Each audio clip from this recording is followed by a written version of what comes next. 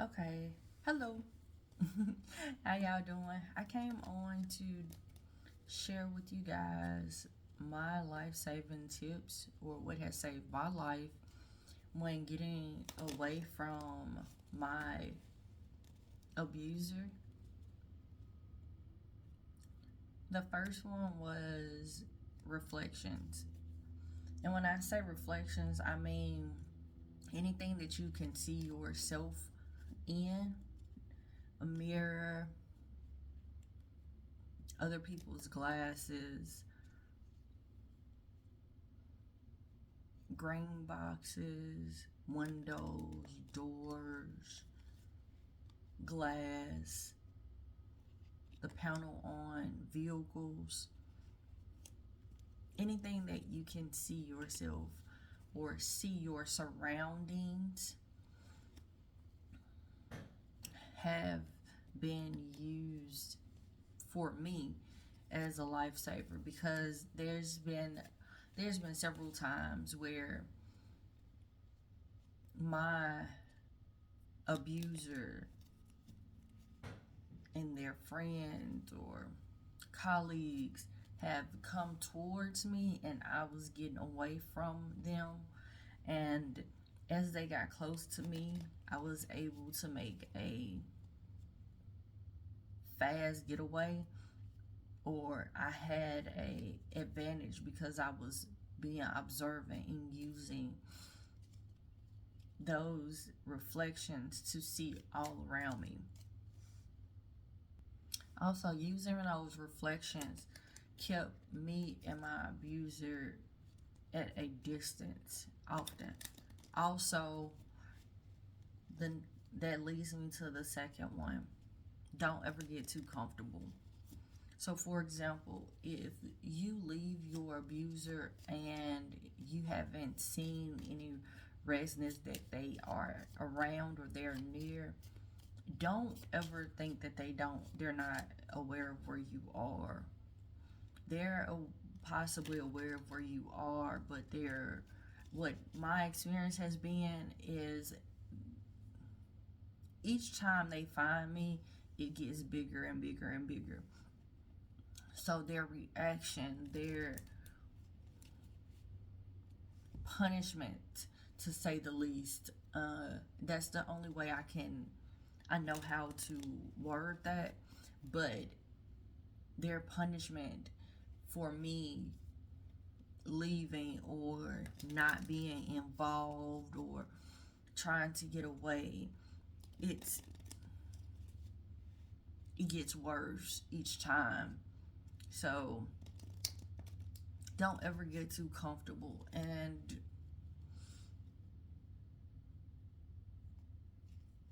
I know that this is for victims of domestic violence, but my experience is that I was sex trafficked. So for me, when I say don't get too comfortable, and this could be used for any situation dealing with domestic violence, because they're so controlling that they will do anything to keep control of you. So if that means, oh, let me send a friend, and that was my experience. They would send different people to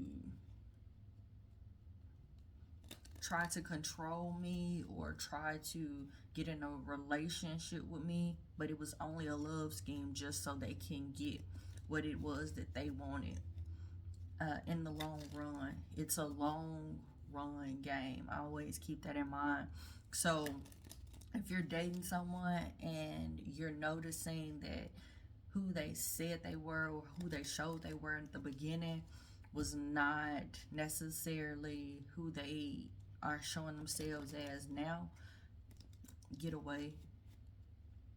Get away. Keep yourself safe, because you never know if that they're connected to their first abuser. And from my experience, they are. If you connect the dots, if you look back, last names attached, they know friends, like all of that stuff is not a coincidence. If they're connected in any way, they're connected. And don't don't let anybody tell you that, oh, you're paranoid or you're looking too deep into it. No, you see things exactly how they are. They just don't want you to. So don't ever get too comfortable in any situation. Always know that you're strong enough to leave. You're strong enough to get out, regardless if you have nothing or you have a lot. Always know that, okay? Third one. When you walk into your house, if you live, so for me, if you live in a house, it's very important for you to park at a distance or you back in. And I know this one, backing in, is going to take practice for some, but it saved my life several times for me backing in, because when I backed in, one, they would have to walk around vehicles to see if that was my vehicle. So for example, if I'm living in a house and my neighbor had a vehicle similar to mine, they would have to walk around the vehicle in the yard to see if that's my vehicle, so they can identify if that's my house. So it's easier for somebody to catch them. That's one. Two, if you back in and you're in a situation where your abuser is coming towards you and you can jump in your vehicle and just pull off, you can put distance between you and that person, okay? Also, when you get home, if you live in an apartment complex, and even if you live in a house, if you don't cut your lights on as soon as you come in. Don't cut your lights on as soon as you come in. If you cut your lights on as soon as you come in, if that person doesn't know exactly where you live and they're following you, or they're sitting waiting on you to come in, because this has happened to me several times. I mean, several times, where I know I'm being followed. I know that and as soon as I come in, I see the person, and I come into my building, or I change a different building. And this is when I was living in apartments, and when I was living in houses, it's the same. But when I come into the house, I could see the person like standing outside their vehicle, looking around, trying to figure out where do you stay exactly. And then as soon as they find you or find where you are, then now all of a sudden you got somebody trying to date you, or now your abuser knows where you are, so now the attacks are more stronger, okay? So don't cut your lights on as soon as you come into the house. It's for your safety, for them not to know exactly where you live, okay? Okay. If you lose your keys, change your locks. I don't care if you lose them once. I don't care if you change your locks. Always know that if you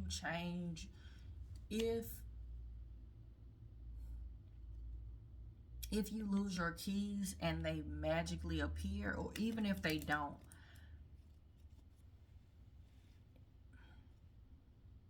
it's a very strong possibility that somebody grabbed your keys.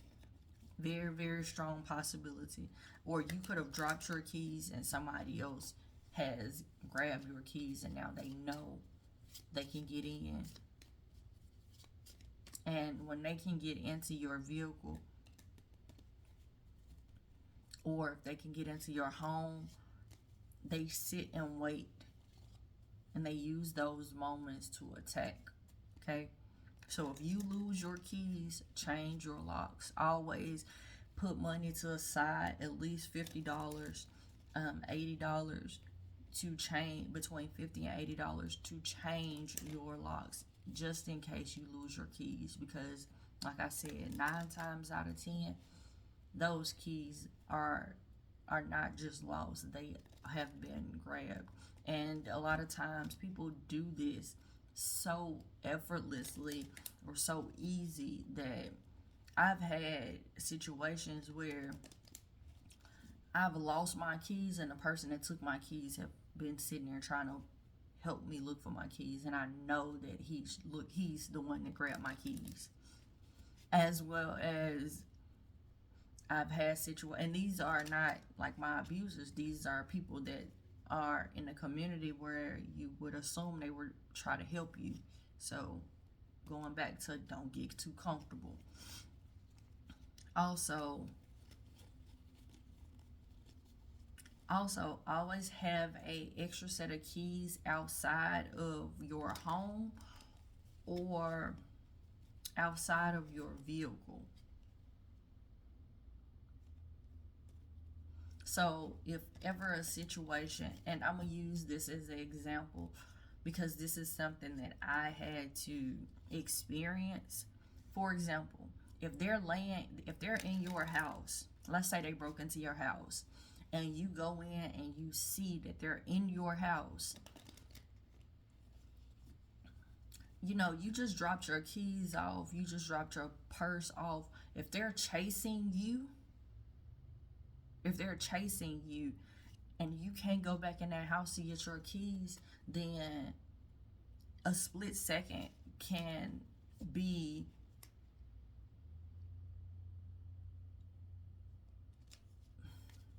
it could be dangerous. Like, let's say that they got a gun to you, and you trying to run away from the person that has the gun, but you're trying to grab your keys, or you're trying to go back into your home. Like, you can't. You cannot. You can't go back in there. If they're in there, there's no telling how many other people are in there. And if this abuser usually comes to you and it's just one, know that person is always, if they were dangerous once, they're going to be dangerous again. So always know and keep that in the back of your mind, regardless of how much they try to sweet talk you, because you can't go back in that house. You can't, if you've dropped your stuff off, you have to find somewhere outside of that vehicle for you to get in your vehicle.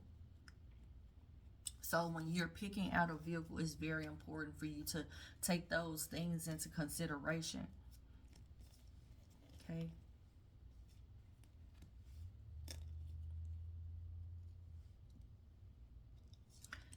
Get in a habit of locking the doors when you go in your car.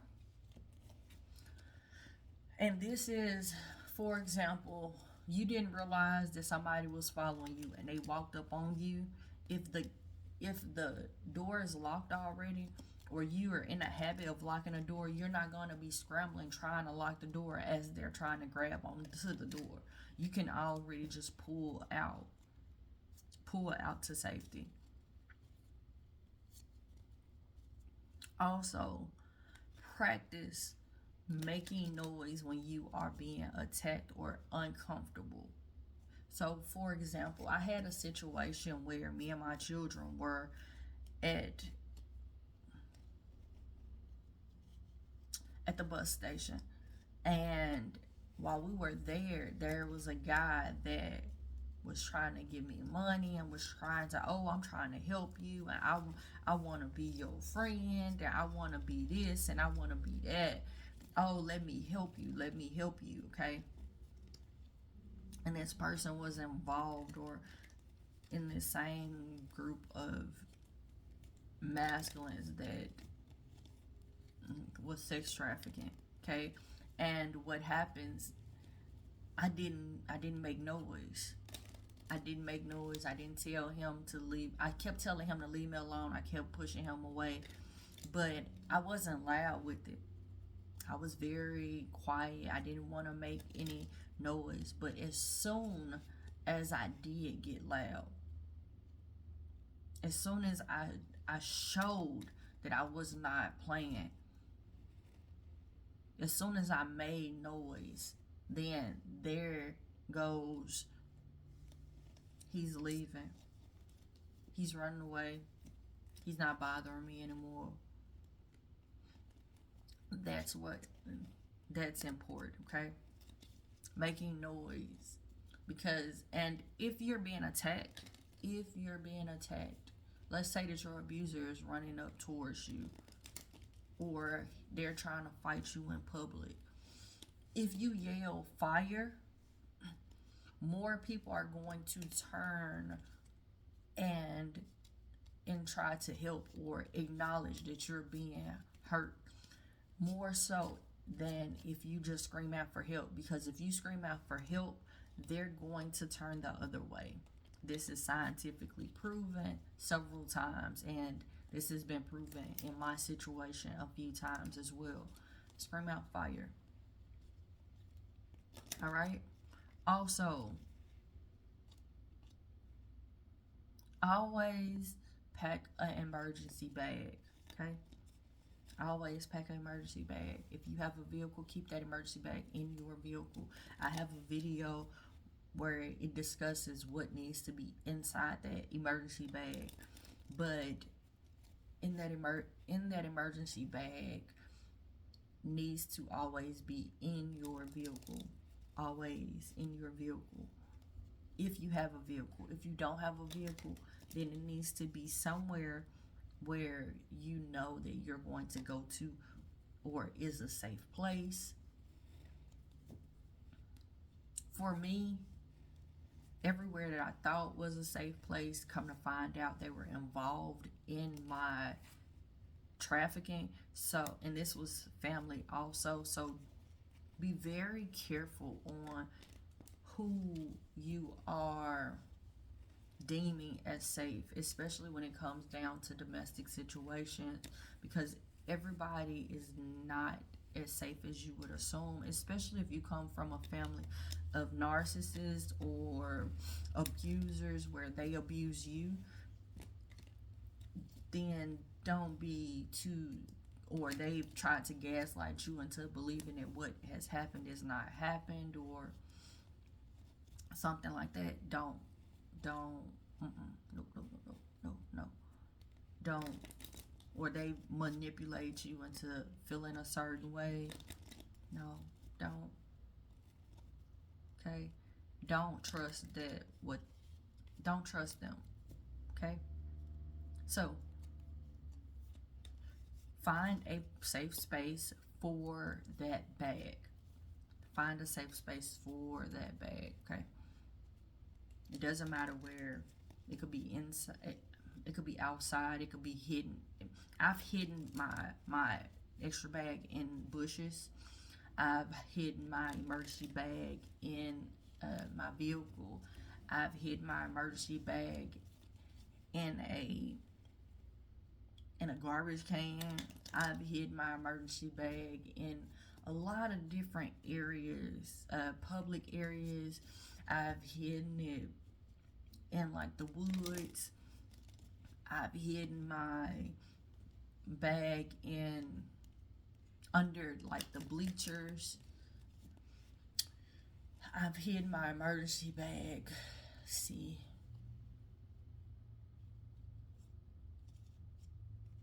Where else have I hidden? Oh, the benches where in the parks, I've hidden my emergency bag there. I've taken it to, like I said, friends and family, but be very careful on who you trust or who you deem to be safe, because sometimes those people are not safe. They can also be helping this harmful situation worse, or make this situation worse, okay? So these are things that help me. I'm not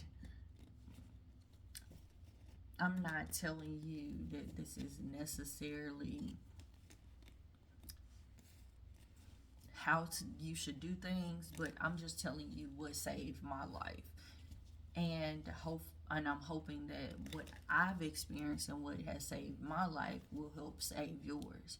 So until next time, namaste and blessings to you and yours.